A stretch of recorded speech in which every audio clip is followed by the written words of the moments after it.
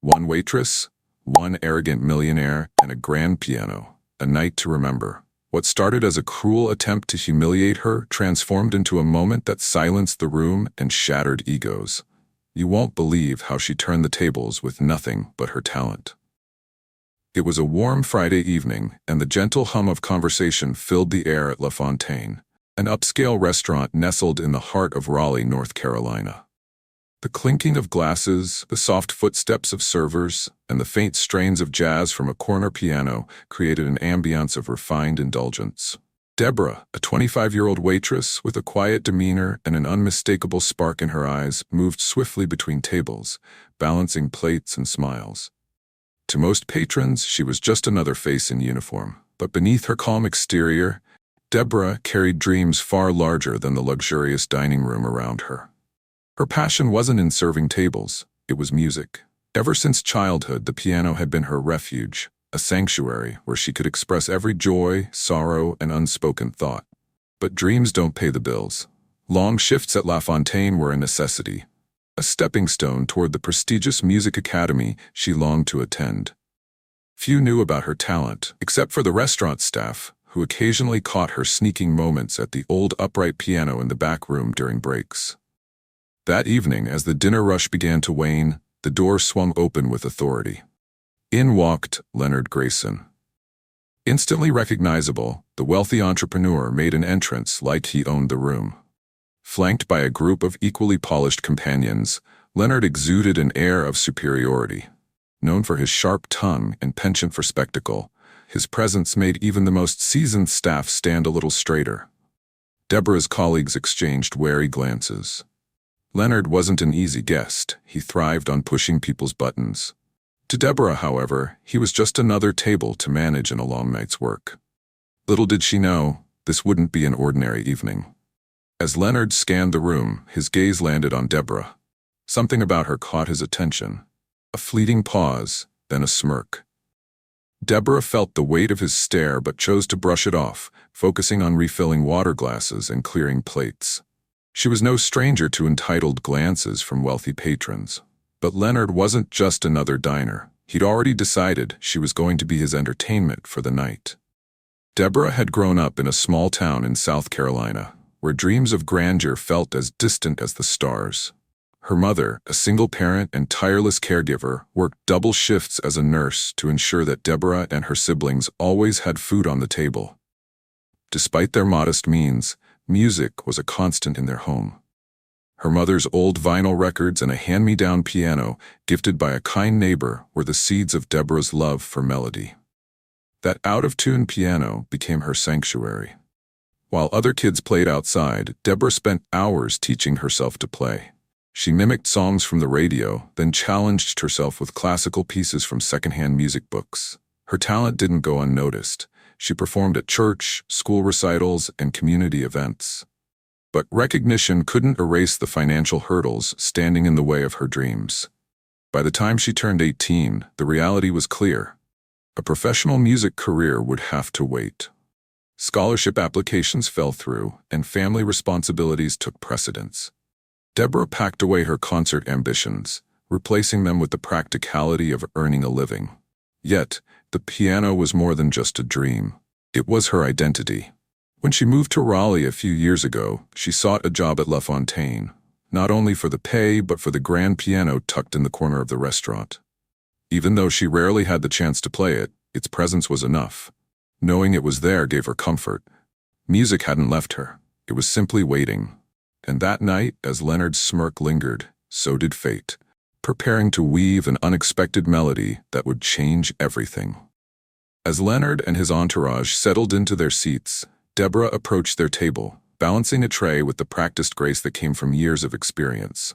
Leonard ordered a top-shelf scotch and cracked a joke, loud enough for nearby tables to hear. Deborah offered a polite smile, her voice steady as she took their orders, despite the strange energy radiating from him. "Deborah, huh?" Leonard remarked, glancing at her name tag. "Sounds like someone with a lot of hidden talents." The comment caught her off guard, but she nodded politely and stepped away to place their orders. She didn't notice the knowing grin Leonard shared with his companions or the way his eyes followed her every move. Leonard wasn't just observing, he was planning, and Deborah would soon find herself at the center of a spectacle she hadn't signed up for. The night carried on like any other, with the hum of laughter, clinking silverware, and the occasional burst of applause from a nearby table. Deborah kept her pace steady, expertly navigating the restaurant floor while avoiding Leonard's gaze. She had dealt with difficult customers before, but something about him felt different. He wasn't just rude, he was calculated. His presence loomed like a shadow, making her uneasy in a way she couldn't quite shake. By the time the appetizers were served, Leonard had begun his performance, though not the kind Deborah expected. Holding court at his table, he loudly recounted tales of his success, peppering his stories with jabs about people who lacked ambition. His entourage laughed dutifully, while other diners exchanged annoyed glances. Deborah focused on her tasks, doing her best to ignore the growing tension. But as she returned to Leonard's table with a bottle of wine, he caught her off guard. "Tell me, Deborah," he said, his voice cutting through the room's chatter, "what do you do when you're not carrying plates? Surely a young woman like you has dreams." The question stopped her mid-step. Deborah hesitated, then gave a careful answer. "I play piano sometimes," she said softly, hoping to keep the conversation brief. Leonard's eyes lit up, a sly smile curling across his lips. "A pianist, huh? How fascinating. Why don't you give us a little performance?" Deborah froze, the air in the room suddenly heavy. All eyes seemed to shift toward her as Leonard leaned back in his chair, clearly relishing the moment. The stage was set, but not for the show Leonard had envisioned. The weight of Leonard's words seemed to hang heavy in the air, quieting the room. "Oh, I couldn't," Deborah said quickly, forcing a nervous laugh. "I'm just here to work tonight." But Leonard wasn't about to let it go. "Nonsense," he declared, his voice booming across the room. "There's a piano right there in the corner. Show us what you've got. Surely a future star like you isn't afraid of a little audience." His companions chuckled, clearly enjoying the spectacle. Nearby diners turned their heads, their curiosity piqued by the commotion. Deborah's chest tightened as she felt the weight of their stares, the unspoken judgment in their eyes. She wanted to refuse, to walk away, but Leonard's challenge hung in the air, daring her to rise to it or crumble beneath it. "I really shouldn't," she stammered, glancing around the room, hoping someone might step in. But her colleagues stood frozen, unsure whether to intervene. Leonard leaned back in his chair, sipping his scotch with a smug grin. "Ah, I see," he said mockingly. "All talk, no talent. That's disappointing." The words hit like a slap. Deborah's hands clenched at her sides. She wasn't one to seek confrontation, but the way Leonard dismissed her, as if she were a nobody, cut deep. Her mother's words echoed in her mind. "Never let anyone make you feel small, Deborah. You're bigger than they'll ever know." A tense silence stretched between them. Deborah glanced at the piano, then back at Leonard, his smug expression daring her to take the bait. Against her better judgment, she did. "Fine," she said, her voice steady but quiet. "I'll play." The room buzzed with anticipation as Deborah made her way toward the grand piano. Each step felt heavy, burdened with fear, defiance, and the weight of proving herself. The dining room seemed to hold its collective breath as Deborah approached the polished piano.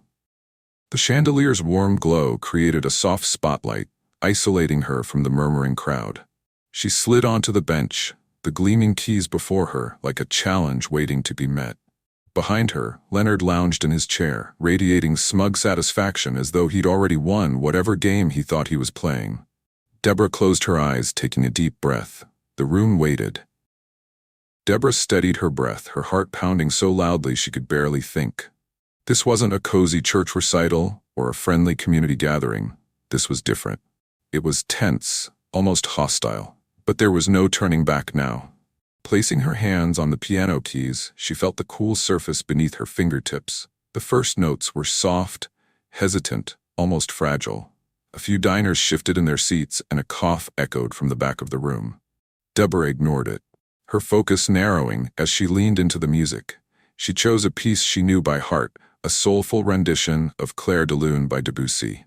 The melody began to spill into the room, delicate yet unyielding, weaving itself into the air like a thread of emotion. With each passing moment, her confidence grew.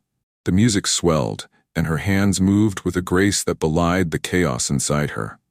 The notes poured out like a confession, each chord carrying fragments of her story. The sacrifices her mother had made, the nights she'd spent practicing in a cramped room, the weight of dreams deferred but never abandoned. The diners fell silent. The earlier hum of chatter had vanished, replaced by a collective stillness. Even Leonard, who had been whispering to his companions, grew quiet. Deborah didn't need to look at him to feel the shift in the room. The mocking energy had dissolved, replaced by something else entirely. Was it awe? Respect? Humility? The music soared, and for the first time in what felt like years, Deborah let herself go. In that moment, she wasn't a waitress or a struggling dreamer. She was simply herself. An artist. Her fingers danced across the keys, drawing out emotions so raw and vivid they seemed to hang in the air like smoke. Each note, each chord, told a story, and by the time she struck the final one, the room was utterly still. For a moment, there was no sound, just the lingering resonance of the piano, echoing like a held breath. Deborah sat frozen, her hands resting on the keys, unsure of what would happen next. Then, as if released from a spell, the audience erupted into applause. The sound was thunderous, reverberating off the walls and filling the room with a warmth she hadn't expected. Some diners stood, clapping with a fervor that brought tears to her eyes. Her co-workers, who had been watching from the sidelines, joined in the ovation. For the first time in a long time, Deborah felt seen, not as a server, but as the musician she had always been. From the sidelines, Deborah's co-workers joined in, their faces glowing with pride. Leonard, however, remained seated. His smirk had vanished, replaced by an expression Deborah couldn't quite decipher, part shock, part discomfort. Slowly, he raised his hands and clapped. The sound was hollow, a pale echo of the thunderous applause around him. Yet even his half-hearted acknowledgement couldn't overshadow what had just transpired. Deborah had reclaimed her voice, and no amount of condescension could take that away. As the applause began to fade, the room seemed to exhale collectively. Deborah rose from the piano bench, her knees still trembling but her back was straight. She glanced around, truly seeing the people watching her, not as mere spectators but as witnesses to her triumph. Their expressions radiated something new: admiration, respect, and even a touch of awe. She avoided looking at Leonard at first, choosing instead to acknowledge the diners who'd clapped the loudest. She gave a small, polite nod, her lips curving into a faint smile. It wasn't pride she felt, but relief. Relief that she hadn't let fear silence her. Eventually, her gaze shifted to Leonard, drawn to him like a magnet. He sat motionless, his hands clasped tightly in front of him on the table. The confident smirk he had worn so brazenly earlier was nowhere to be seen. Instead, his face was a mask of forced neutrality, as though he couldn't decide whether to admit his misstep or double down on his arrogance. "Well," Leonard finally said, his voice louder than necessary, breaking the fragile silence that lingered in the air. "That was unexpected." He chuckled lightly, though it lacked the bravado he usually carried. "I suppose talent really does come from the most surprising places." The comment landed with a dull thud. His companions exchanged awkward glances, unsure whether to laugh or remain silent.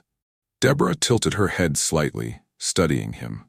His words were meant to offer an olive branch, but they felt hollow, weighed down by his inability to fully own the moment. "Thank you," Deborah replied, her tone steady and deliberate. There was no warmth in her voice, but no hostility either. She wouldn't let him pull her back into the smallness he'd tried to impose. Her performance had spoken louder than any of his empty words ever could. "That was beautiful," one diner whispered, her eyes warm with admiration. Another gave her a gentle smile and a nod, as if to say, "You've earned this." Deborah thanked them graciously, her voice steady, though her heart still beat with the thrill of what had transpired. She didn't dwell on Leonard or his entourage, their silence a testament to the lesson they'd learned, whether they admitted it or not. By the time she returned to her station, a quiet pride had settled in her chest. Her colleagues offered subtle but meaningful gestures of support, a pat on the shoulder, a whispered, "Well done." She knew she wasn't just a waitress anymore in their eyes. She was someone who had stood her ground and reminded everyone of the quiet power of courage. Across the room, Leonard sat stiffly, his drink untouched. The easy dominance he exuded earlier had crumbled, replaced by a veneer of forced composure. His entourage murmured among themselves, but the laughter and bravado were gone, replaced by an awkward stillness. Whatever facade he'd built, Deborah's performance had cracked it wide open. As the night wore on, Deborah felt a shift within herself. Each step she took through the dining room felt more deliberate, each interaction more purposeful. She wasn't just serving plates, she was reclaiming her space, her worth, and her voice. The power of the moment didn't lie in Leonard's humiliation or the applause. It lay in the quiet triumph of knowing she'd faced her fear and won. Her mother's words echoed in her mind. Never let anyone make you small. You're bigger than they'll ever know. And tonight, Deborah believed it. The melody lingered in her mind, as vivid and alive as when her fingers had danced across the keys. It wasn't just a performance. It was a piece of her soul she had shared, and the world had listened. You're incredible. The older woman's words replayed in her head, bringing a smile to her lips. For so long, she had doubted herself, let the weight of life's challenges chip away at her confidence. But tonight was a turning point.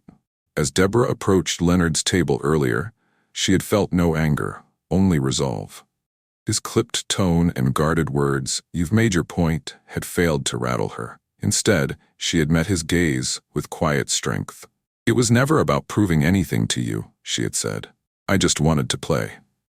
The words weren't rehearsed, they were truth, and in that truth Leonard had found no room to argue. He had looked down, his bravado dissolving into an awkward shuffle, while the dynamics of the night settled into something new, something liberating. The sincerity of his younger companion had surprised her. "You were amazing, truly." Those words, stripped of pretense, had touched her. Not everyone in that group had been as hollow as they seemed. When Leonard and his entourage left, their departure was subdued, devoid of their usual flair. Deborah didn't watch them go with triumph or smugness. Instead, she turned her attention inward. The tips that night were generous, a reflection of the impact she had made. They would not only cover her rent, but also allow her to resume piano lessons, an investment in herself she had put off for far too long. Walking home in the crisp night air, Deborah felt a rare and profound certainty. She was more than a waitress, more than someone chasing a dream. She was living her truth as an artist, and no obstacle, not financial struggles, not derision, not fear, could strip her of that identity. Her thoughts drifted to the future, to the songs yet to be played and the stories yet to be told. Tonight was just the beginning. Her heart swelled with purpose, her steps lighter than they had been in years. As the city lights sparkled in the distance, Deborah smiled to herself. She had reclaimed her voice, and the world was finally listening. Leonard Grayson, to challenge you before you take your first step. The world may be full of doubters and critics, but it's also full of possibilities waiting for those who dare to embrace their truth. Deborah sat on the worn bench in her modest apartment, her fingers gliding over the keys of her aged upright piano.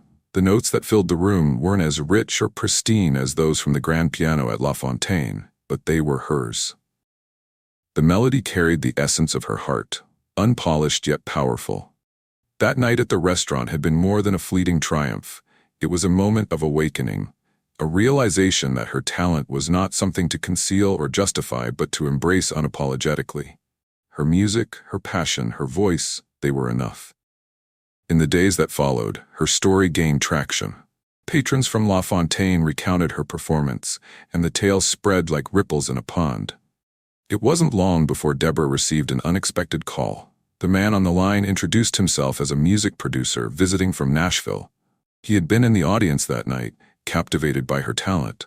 He wasn't promising stardom, but he offered her something equally valuable: an opportunity to record a demo. It was a small step, but to Deborah, it felt monumental.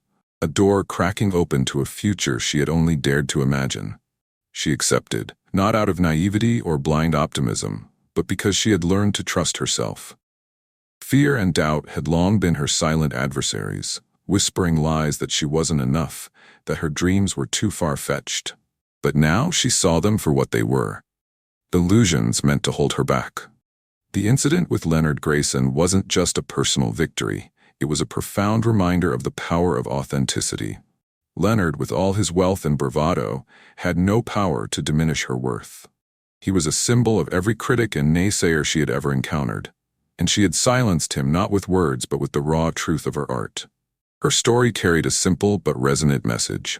Never let anyone else define your worth. The world is filled with Leonard Graysons, those who project their insecurities onto others to mask their own shortcomings. But true strength lies in staying grounded in who you are and allowing your passion to outshine their ridicule. As Deborah gently closed the lid of her piano and rested her hands on its faded surface, a smile spread across her face. Her journey was far from over, but for the first time, it felt like it had truly begun. And what about you?